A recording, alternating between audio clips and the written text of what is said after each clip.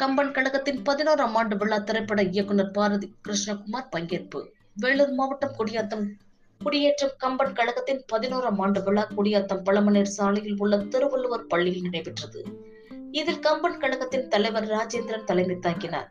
இதில் சிறப்பு அழைப்பாளராக திரைப்பட இயக்குனரும் எழுத்தாளருமான முனைவர் பாரதி கிருஷ்ணகுமார் கலந்து கொண்டு கம்பனின் கைவண்ணம் கண்டேன் என்ற தலைப்பில் சிறப்புரையாற்றினார்.